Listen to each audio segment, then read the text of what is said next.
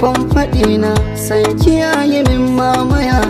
Ya bi ko ina ya rike so nake ki min maraba. Sunan ka ne a farkon faɗina, san ka yayi mun mamaya. Ya bi ko ina ya rike so nake ka yi min maraba.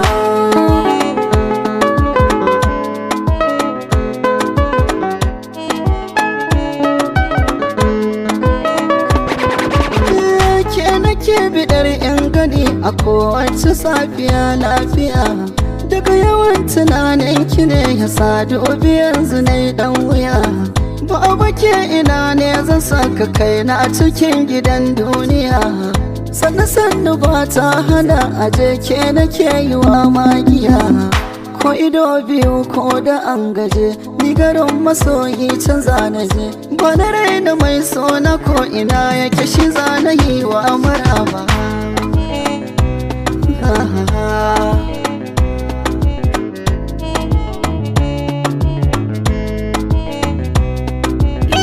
Ka bi ko ina ka rike a sassan jiki na kai mamaya. Ka bige maza ka wuce tilasa a ce da kai jan wuya.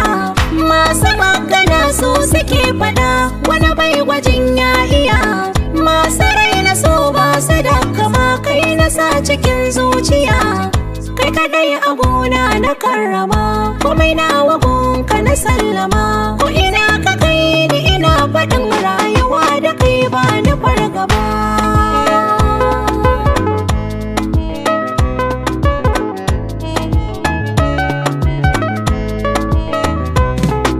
Hello masoyiya ya kike, fatan kina cikin farin ciki. Kwarai ina a nan lafiya, kai ma zan so a ce haka kake. Har na ji zuciya ta yi sanyi, an jima gida zan ishe ki.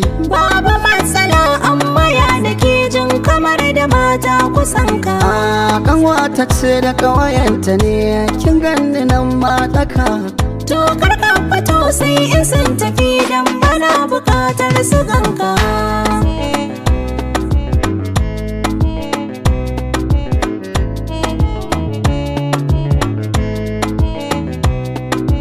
Ke ce farin ciki na a duniya, ke na barwa kaina duka.